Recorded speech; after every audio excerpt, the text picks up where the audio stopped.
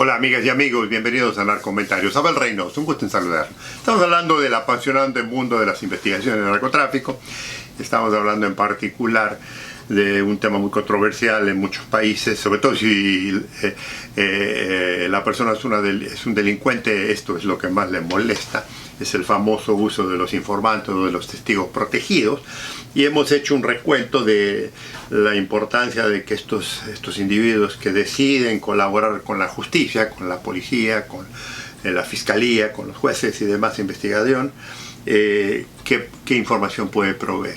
Y decíamos que ya le había hablado, les he comentado, si no han visto los videos previos, les recomiendo que lo vean porque hablo en un poquito más detalle de cuál es su valor, de cuál es su problema, y ya lo voy a ir ahora analizando un poco más profundo. Y una de las cosas que le comentaba en el video anterior, que es sumamente importante, es cuál es la motivación. Esto es muy importante. Le digo, porque esto, amigos, amigas, no crean que lo estoy hablando aquí porque no tengo nada que decir. Esto lo damos en clases en las universidades, en las academias policiales, en los cursos de policía de investigación. Hablamos mucho de esto, sobre todo en países donde la ley contempla la figura del arrepentido, del informante. Entonces, una de las cosas sumamente importantes que usted debe de considerar como policía, como agente federal, como fiscal, como juez, es cuál es la motivación de esta persona de venir a usted. Yo les comentaba en un video anterior que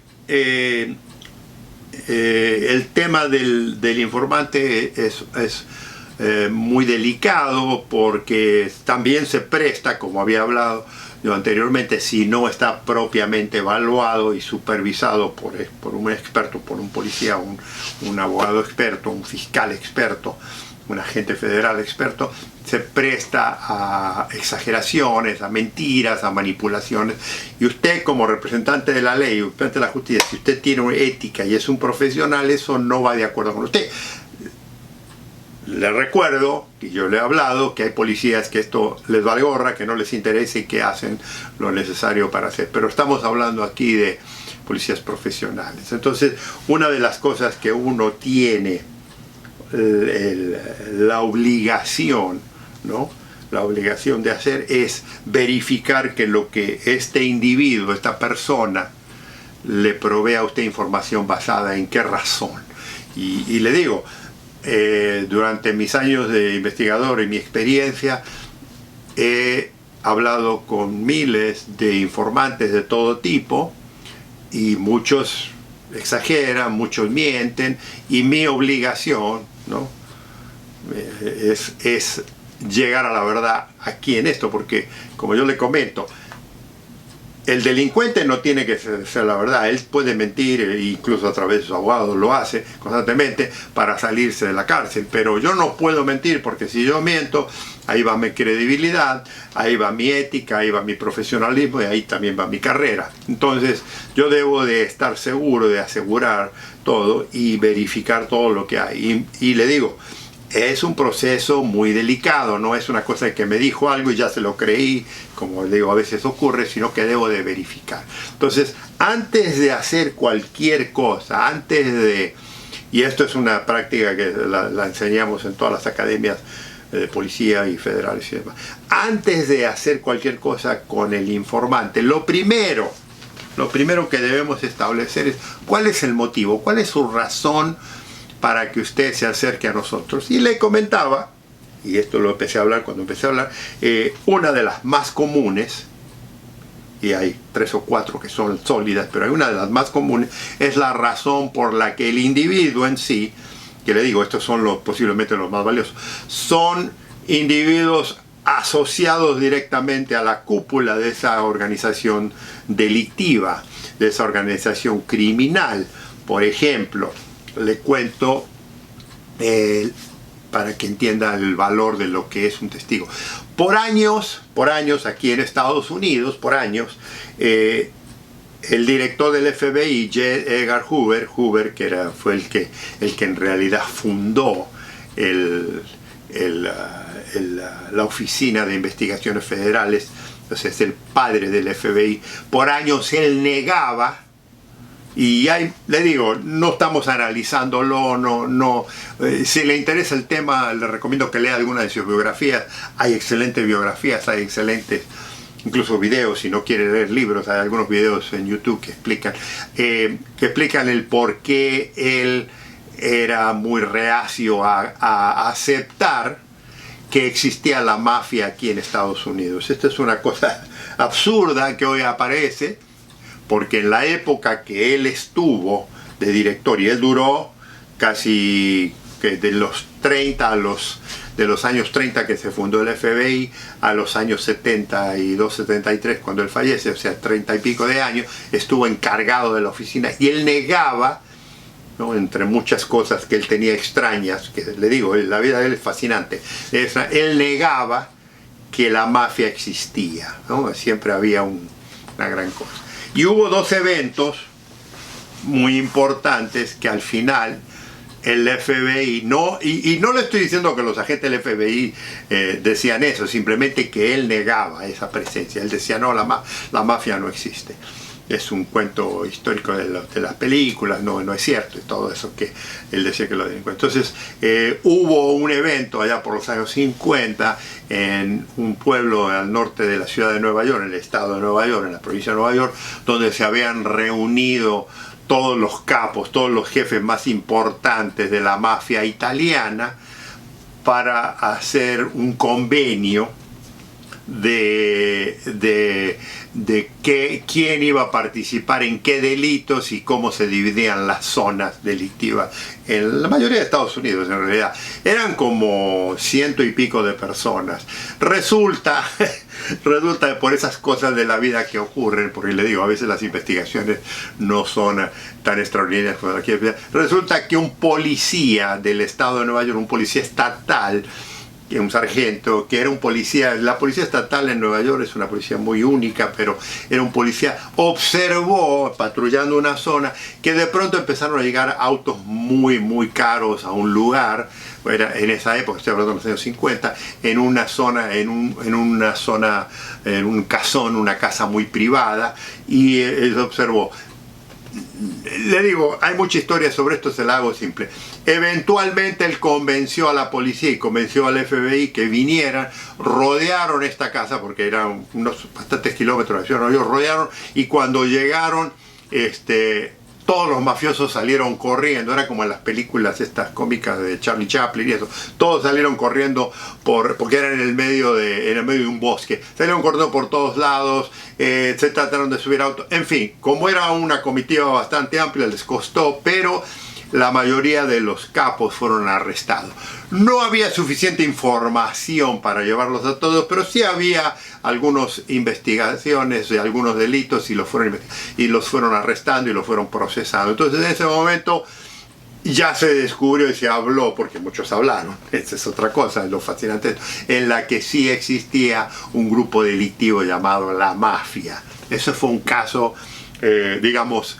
Y le comento esto porque había muchas otras informaciones, o sea, las investigaciones sí existían, pero no se la quería considerar como un grupo delictivo, es lo que argumentaba Hoover. Ahora, muchos años después, en los años finales de los 60, principios de los 70, hubo un caso extremadamente famoso de un delincuente, de un mafioso italiano, que tenía muy buena información, porque él había estado dentro de un círculo muy cerrado, en el que él conocía, y es aquí donde quiero demostrarle esto, él conocía muy íntimamente, muy dentro, porque él había participado en reuniones, él conocía cuáles eran las organizaciones que operaban en qué lugar, quiénes estaban encargados de ciertas zonas, quiénes eran los jefes, quiénes eran los subjefes, quiénes tenían poder en cierta área, quiénes participaban en todo. Y llegó a hacer un recuento durante mucho tiempo, porque a este individuo que había participado por tantos años en estas investigaciones, no en investigaciones, él había participado como mafioso honesto, tenía muchísima información.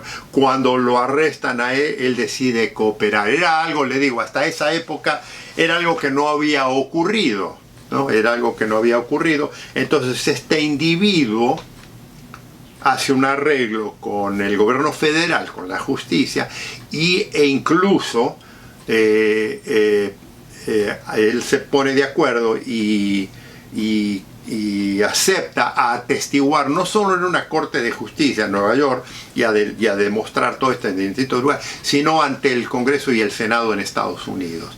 O sea, incluso le digo, hay muchísimos videos sobre este caso, y entonces este individuo va ante el Senado, y los senadores, que la mayoría, amigos, amigas de aquí en Estados Unidos, la mayoría de los senadores y muchos diputados ya fueron, sea que fueron jueces o fueron fiscales, o sea, vienen de la parte legal, entonces tenían mucha práctica en cómo interrogar a este individuo. Y entonces este individuo se hizo extremadamente popular y famoso, y ahí es donde eventualmente, gracias a la información que este individuo provee, eventualmente se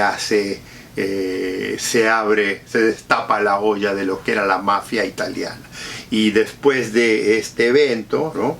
de este evento, es donde explota todo las investigaciones de la mafia en todos Estados Unidos, y es donde el FBI ya se concentra, crea unidades especiales de investigación.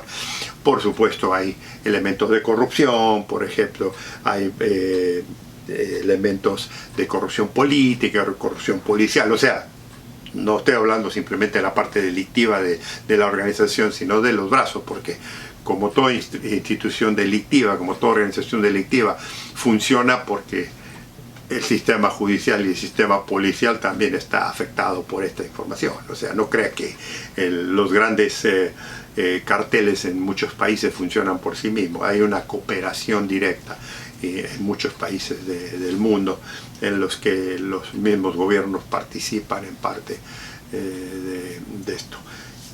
Esto es muy importante porque demuestra una vez más lo que yo le digo. Ahora, ¿qué ocurre? A este individuo le hacen un arreglo judicial en el que él va a cumplir cierta cantidad de la condena, muy limitada, y este efecto, y lo uso esto como ejemplo, es clásico de lo que ocurre hoy en día en muchas investigaciones. Cuando se hace una investigación delictiva grande y se encuentra a alguien, generalmente esta persona tiene tendencia, no todos, hay muchos que se callan la boca, que prefieren no hablar, pero hay algunos que dicen: ¿cuánto me van a dar? Vamos a negociar. Obviamente no negocia la persona, negocia a través de abogados. Esta es una cosa que me olvidé de comentar la última vez. Estos son arreglos legales, judiciales, no son arreglos entre el individuo y el policía. Si recuerdo lo que le comenté en el video anterior, no son individuos que el policía le dice al testigo: si me decís todo, si me dices todo, yo te dejo ir, y el individuo te voy a contar. No, ya el policía va con el fiscal hace un acuerdo con el abogado defensor, porque obviamente si usted va a cooperar va a tener que tener un contrato. Entonces el abogado defensor hace un arreglo con el fiscal.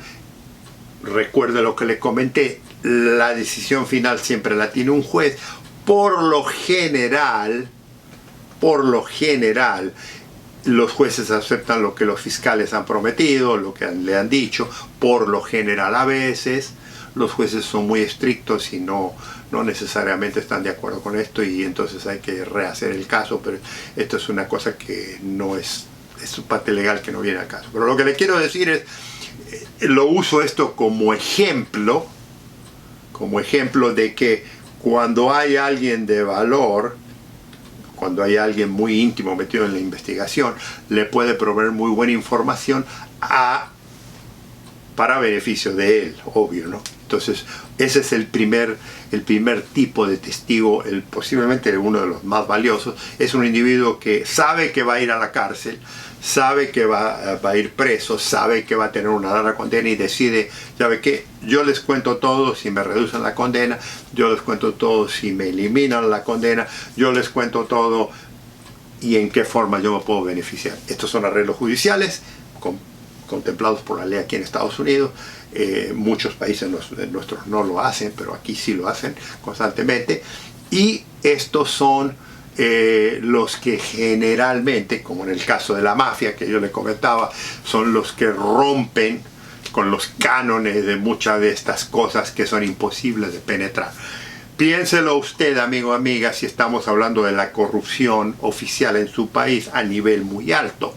Si hubiera un testigo que está muy metido, alguien que está metido muy cerca de la cúpula en un grupo político, en un grupo gubernamental, en un grupo y que sabe y que tiene documentación y que puede decir nombres y todo, qué efectivo sería esto para, digamos, destapar la gran corrupción que existe en muchos de nuestros países. Sería extraordinario. Esto es parte, por eso le digo, entonces empezamos con esto. Posiblemente el testigo más valioso y el más peligroso y el que más aporta es uno que ha participado en vía directa en esto, ha sido parte interna de esto y que provee excelente información. Este es el primero, hay varios más que lo vamos a continuar en el próximo video. Los espero en el próximo Narcomentarios, un gusto en saludarlos.